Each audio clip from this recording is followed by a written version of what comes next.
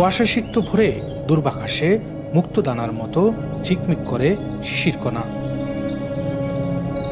সবুজ পাতায় দোল খায় ঝরে পড়া জলের বিন্দু। চোখ জোড়ানো এই ভোরের সফেদ ক্যানভাসে জেগে ওঠা পলির দ্বীপে খাবারের সন্ধানে চরে নিঃসঙ্গ গাভী।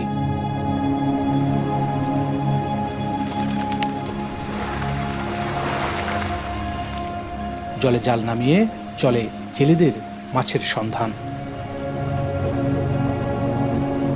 মাছশূন্য জালের বহর। মলিন মনে তবুও কসরত।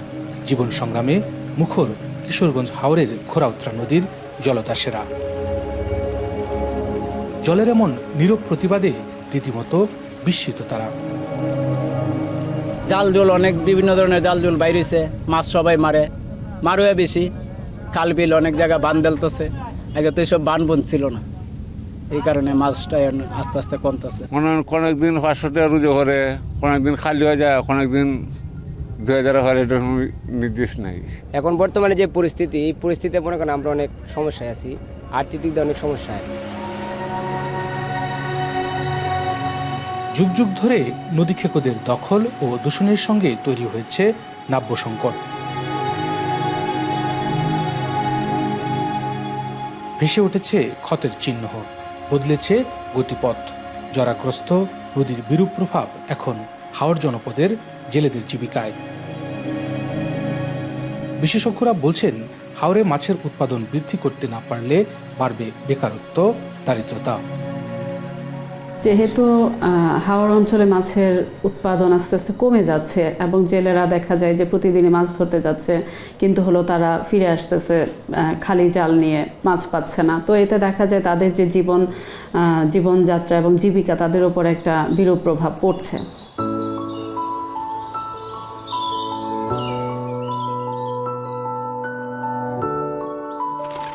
কিশোরগঞ্জ, নেত্রকোনা, সুনামগঞ্জ এবং মৌলভীবাজার জেলার হাওরগুলো প্রধানত বোরো ধান নির্ভর। জলবায়ু ও পরিবেশগত নানা ধরনের চ্যালেঞ্জের মুখোমুখি এখানকার কৃষি। প্রাকৃতিক দুর্যোগ উৎপাদনশীলতা হ্রাস করে, পরে বিরূপ প্রভাব হাওর জনপদের জীবন জীবিকায়। কিশোরগঞ্জের অষ্টগ্রাম হাওর অঞ্চলে কনকনে ঠান্ডা উপেক্ষা করে বোরো ধানের চারা লাগাতে ব্যস্ত নারী শ্রমিকরা। বাংলাদেশের হাওর বেষ্টিত অঞ্চলের বেশিরভাগ জমি এক ফসলের। যত্রতত্র বাঁধ নির্মাণ করার কারণে কমেছে হাওরের মাছের সংখ্যা, যার ফলে হাওর জনপদের মানুষের জীবন জীবিকায় পড়েছে বিরূপ প্রভাব। বিশেষজ্ঞরা বলছেন, জলবায়ু পরিবর্তনের সাথে সাথে নিত্য নতুন ফসল উৎপাদন করতে না পারলে ভবিষ্যতে খাদ্য সংকট দেখা দেওয়ার একটা শঙ্কা থেকেই যাচ্ছে। আমরা সংসার চলে না, কোনো মতে ডাল চাল সব কিছু দাম, আমরা কিছু আনতারি না, খাবার টাইম মতে খাইতারি না। আমার স্বামী নাই, কাজ করে খাওয়ান মাঠে। সরকার কিছু করে সাহায্য করলে তো আমরা একটু কি করে খারো হই, সরকার আমরা তো জানার।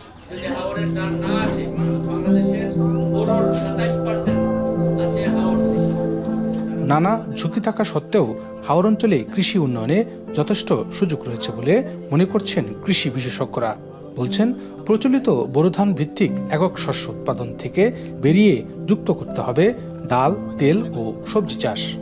আমরা চাচ্ছি যে ফসলের বৈচিত্র্যতার পাশাপাশি একটি জমিতে যেন অধিক আবাদ করা যায়, 2টা ফসলে রূপান্তরিত করা যায় এবং কৃষকরা যেন এই চাষাবাদে উদ্বুদ্ধ হয়।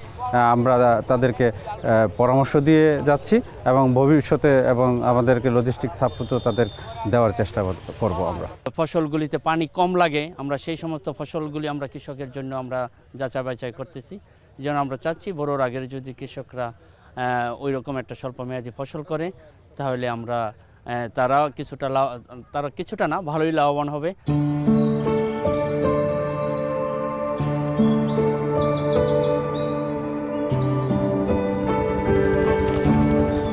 কিশোরগঞ্জের অষ্টগ্রাম উপজেলার 4 সন্তানের জননী ফাহিমা আক্তার। দিনমজুর স্বামীর একার রোজগারে সংসার চালাতে হিমশিম অবস্থা। বর্তমানে নিজেই করছেন সবজির আবাদ। এতে পরিবারের পুষ্টি চাহিদা মেটানোর পাশাপাশি বিক্রি করতে পারছেন বাড়তি ফসল।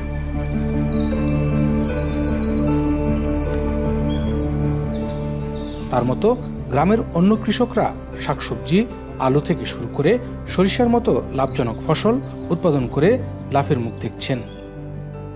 আমরা আমাদের আওয়ার অঞ্চলের মাঝে গাছগাছালি কইরা মনে করেন বাড়ির অঞ্চলেও গাছগাছালি করি, নিজে খাই, তারপরে বিক্রি করতে পারি, ছেলেমেয়েরা লেখাপড়া করাইতে পারি, সময় একটা জিনিস জানে চাইলে কিনে খাইতে পারি।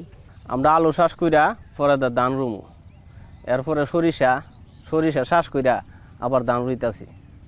এই কৃষি পদ্ধতি লই আমরা লাভবান আছি। আমরা সহযোগিতা করছে কৃষক বিচারে, করার পর আমরা একটু লাভবানই আছি।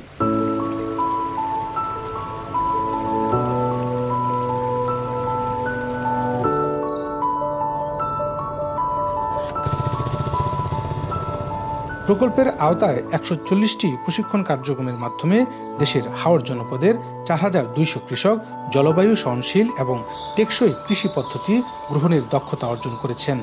হাওর অঞ্চলে কৃষি উৎপাদনশীলতা বৃদ্ধি, খাদ্য নিরাপত্তা নিশ্চিতকরণ এবং জলবায়ু পরিবর্তনের চ্যালেঞ্জ মোকাবেলায় কৃষকদের ক্ষমতায়নে গুরুত্বপূর্ণ ভূমিকা রাখবে বলেও মনে করছেন সংশ্লিষ্টরা। ইমতিয়াজ আহমেদ, এখন কিশোরগঞ্জ।